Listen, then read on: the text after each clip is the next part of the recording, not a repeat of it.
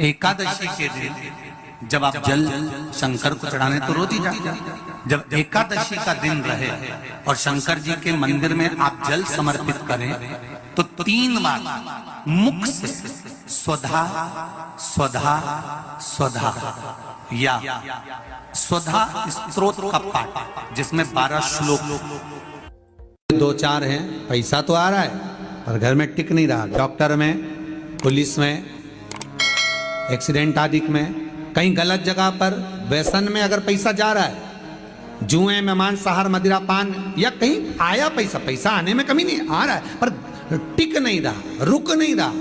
कोई मांगने आ गया, दे दिया, फिर वहां से अपने पास नहीं आ रहा, अपन कह रहे हैं भैया हमारा पैसा लौटा दो, नहीं आ रहा। तो महाराज शिव महापुराण की कथा कहती है एकादशी के दिन गंगा के जल में मात्र 7 बेलपत्री डालकर जो नंदीश्वर भगवान अर्थात जो शंकर जी के शिवलिंग के सामने नंदी होता है, उस नंदी के चरण पर गंगा का जल चढ़ाकर बेलपत्री शिव पर समर्पित कर देता है, उसके घर में रुपया रुकना चालू हो जाता है। फिर वो गलत जगह पर नहीं जाता, गलत स्थान पर वो धन जाएगा ही नहीं। तूने समझा, मांग तुझे क्या चाहिए। एकादशी ने भगवान विष्णु से कहा, नाथ प्रभु वर दे दो, मृत्यु लोक में जो मनुष्य मेरा व्रत करेगा, चाहे जलचर, थलचर, वायुचर या सांसारिक मनुष्य, मेरा अगर एकादशी का व्रत करेगा, प्रभु उसके यहां धन धान्य वैभव सुख संपदा बढ़ेगी और उस जीवात्मा को नरक नहीं भोगना पड़ेगा, सीधे बैकुंठ का उसको वास मिलेगा। जब जीव आत्मा को लेकर चला जाएगा, यम के दूत जब बंदी बनाकर ले जा रहे होंगे उस जीवात्मा को जिसके प्राण छूटे होंगे, यम के दूत जब बंदी बनाकर ले जा रहे होंगे, तब मुझे वर दो कि मैं इसका हाथ पकड़कर बेतन्नी से पार उतार कर सारे नरकों से निकालती हुई आपके धाम में लेकर आऊं।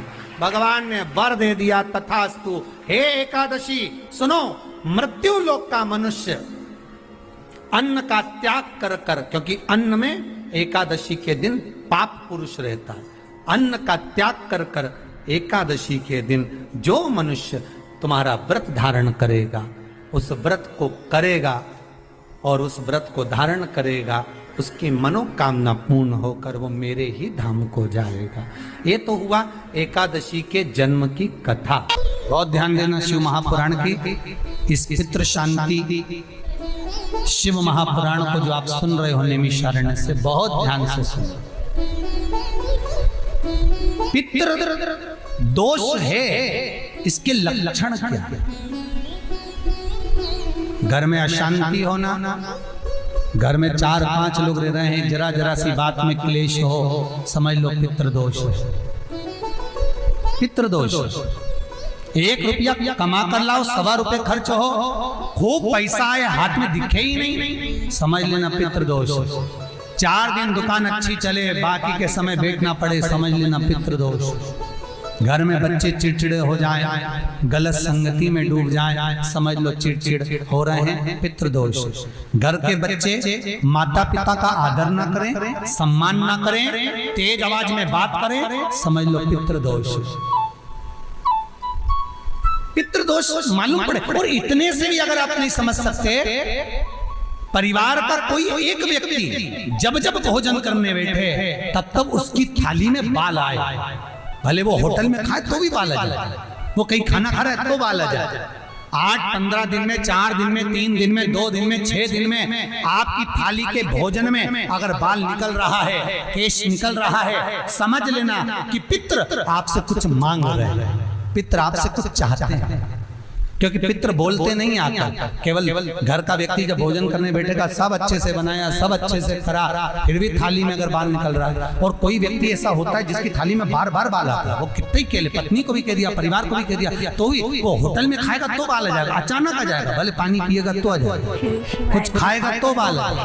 8 दिन में, 15 दिन में, 6 दिन में उसके भोजन में बाल आएगा ही आएगा। समझ लो पितृ कुछ कहना चाहता, पितृ कुछ बताना चाहता। वर्णन करना चाहते। घर में अगर आप उससे भी नहीं समझ सकते तो घर में बैठे बैठे एकदम गंध आने लगे, 8 दिन में, 4 दिन में, 6 दिन में, ना जाने कौन सी गंध की बदबू सी आ रही, कोई गंध आ रही, कोई सुगंध सी आ रही, कोई गंध सी आ रही, समझ लो पितृ की छाया पड़ रही है, पितृ कुछ मांग रहा है। 8 दिन में, 15 दिन में कोई भी अगर आपको नहीं आएगा तो कोई दूसरा कहेगा आज घर में ऐसी गंध क्यों आ रही है, कोई आकर कह देगा गंध क्यों आ रही है, उसका मतलब है पितृ आपसे कुछ मांग रहा है, कुछ कहना चाहता है, कुछ मत करो। अगर ज्यादा लगता है कि हमारे घर में पितृदोष है, पैसे नहीं आ रहे, लक्ष्मी नहीं टिक रही, पीपल के पत्ते पर श्राद्ध पक्ष की एकादशी के दिन और द्वादशी के दिन पीपल के पत्ते पर शहद की 7 बिंदियां लगा दीजिए, उसी पर चंदन लगा दीजिए, 7 आखे चावल, सफेद चावल उस पर रख दीजिए, एक जौ, थोड़ी थोड़ी काली तिल उस पर रख दीजिए।